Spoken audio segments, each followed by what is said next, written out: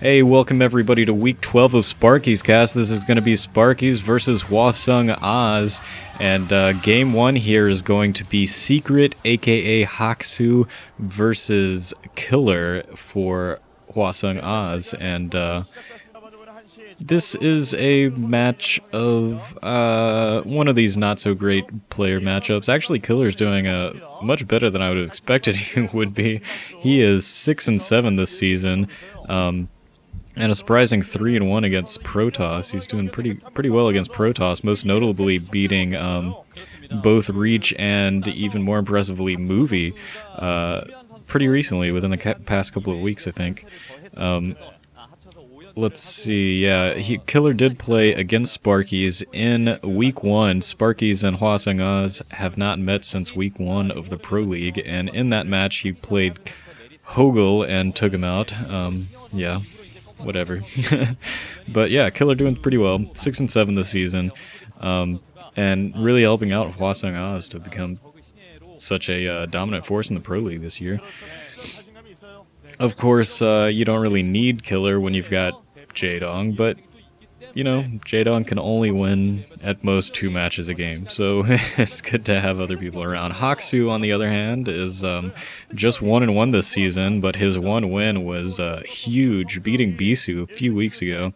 Actually, sorry, I'm skipping that. He's 1-2 this season. I'm forgetting about last week. So his only versus Zerg was last week against Hiva, which was a loss, so not so good looking for SeCret. By the way, SeCret is the white Protoss in the southwest corner, and up here in the northeast as the purple Zerg is Killer, and it looks like he's going for a fast expand. SeCret doing a pretty decent job of harassing with his probe right now, trying to delay that hatchery from going down for as long as he can.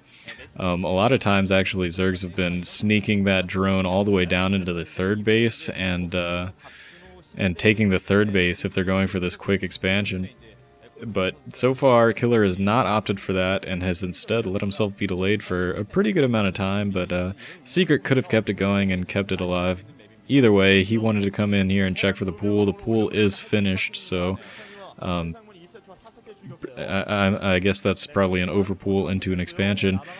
For Killer, a Forge First fast expand coming down for SeCret. Actually, in his last match, it was on this map as well against Hiva, and SeCret went for a pretty risky gateway first fast expand. He positioned himself to do his Forge First fast expand, and then I think with his scout realized that you know, Hiva was going all economy, so he went ahead and put his gateway first and his nexus first, even before his forge, and just barely got only 1 cannon up before the first Zerglings came out.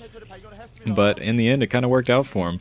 Hwaseung, aka SeCret, like I said, I'm probably gonna be switching between those names. I sort of know him as Hwaseung, but I'll try to keep calling him SeCret because that seems to be what he's going for. Anyways, he has spotted out this third base that's going down for Killer. So Killer is also going for a 3 hatchery opening, likely endomulisks. And he's actually opted to skip his mineral only, which I feel would be the more natural thing for a Zerg to do. He can pick up that mineral only later if he feels like he wants it, but going all the way down to the southeast corner to get his third base. But fortunately, Hwaseung has spotted that out, so he might be able to do a lot of damage to that very exposed third base in the southeast corner if he is, you know, opting to get a couple of units out quickly. He could also opt to go for a little bit quicker tech and you know, not worry about that. But he has 1 zealot out already, and he's not sitting around with it, maybe just checking to see if any forces are amassing outside his front door. But other than that, playing pretty straightforward. He's got a Stargate going down, going to build a few Corsairs, try to get some Overlord kills in the beginning. He still has yet to show whether or not he's going to go for DTs or maybe Reavers or just mass Zealots and Dragoons going into the mid-game, because, well, obviously he isn't there yet, but he's got a Stargate going, so it's going to be some sort of, obviously, Forge First build into a Stargate. let's see, so 3, yeah, it is going to be a Spire going down for Killer as well, so he is definitely going to be going for 3 hatcheries, excuse me, ooh, I'm stumbling all over my words today, 3 hatcheries and Mutalisks coming out. Citadel of Adun is being built, so this is looking like a Bisu build coming from SeCret. So the idea with this is he wants to get his Corsairs out, get a big group of Corsairs, kill as many Overlords as possible, and then run in with a couple of DTs. He actually did this a little bit in the game against Hiva and was fairly successful with it, despite losing a lot of Corsairs. That's going to be the thing to watch for, I think, early on in the mid game coming up, is whether or not SeCret can keep his Corsairs alive. If he can keep his Corsairs up, then he could be able to do a lot of damage with this, but generally Zergs these days are pretty good at defending against this. The first Corsair is out. He is going to be getting his free kill on an Overlord that was scouting out his base. Templar Archives is out. I don't know if the Overlord quite spotted that, but it was definitely getting close. But, sorry, so what I was going to say is, Zergs generally nowadays, you know, ever since, I don't know, 6 months after Bisu sort of dominated everybody with the Bisu build, and by everybody I particularly mean Savior, you know, after that, Zergs definitely learned how to defend themselves against this build, and what they need to do is exactly what Killer's doing. Keep Overlords and Scourge around your bases, and hopefully the Overlords are going to stay at the choke points and see any DTs that are trying to come in, and those Scourge are going to be able to pick off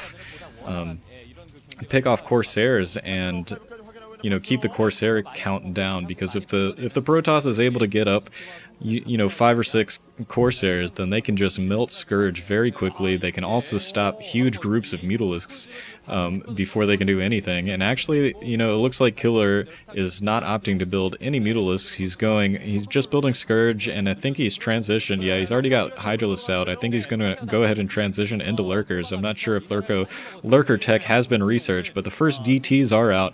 And this first DT in particular needs to do a good amount of damage. It's really the first time that you have the opportunity to do damage, and, you know, hopefully if you've gotten a few Overlord kills, you've been able to, you know, thin out that detection layer from the Zerg.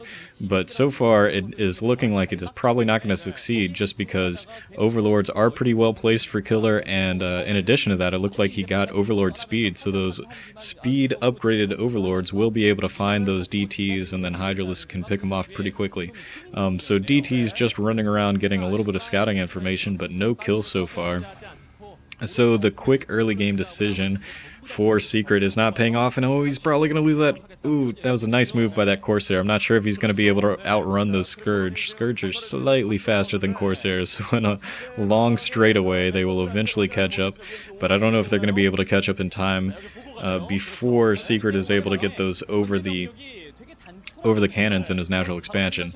Anyways, that DT's still running around trying to find some sort of opening, but if nothing else, he's at least spotted some Hydralisks that are grouping out sort of in between the second and third bases of Killer, and I think Killer is going to be on the verge of moving out right now. I think he wants to deny this third expansion that SeCret is putting up, but if SeCret can keep this up for a little while, then he will be in pretty good economic position to defend himself.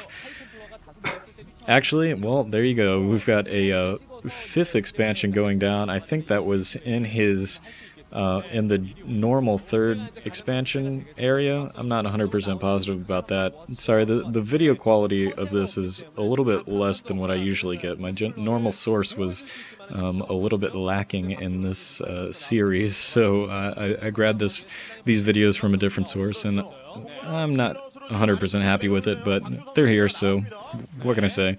Anyways, the first engagement might be happening over there near the middle of the map. A lot of zealots, very zealot-heavy army right now for SeCret, and he actually snuck a couple of them into the natural expansion, maybe got one drone kill, and he's moved one of them all the way in. He's got speed zealots, so he's going for a sort of a speed zealot timing attack before there are too many Hydralisks out in the field, and it looks like now the lurker aspect has been researched, and that speed zealot getting another kill on a drone, so pretty decent exchange right there. Losing, 2 zealots for 2 drones and a Zergling is pretty good. Especially if you can get any economic harassment at this point in the game before you have High Templar, to do storm drops or something like that, but after your DT rush has failed, then that's pretty good. It's helping to negate the losses incurred from that failed DT harassment. It looks like SeCret was trying to set up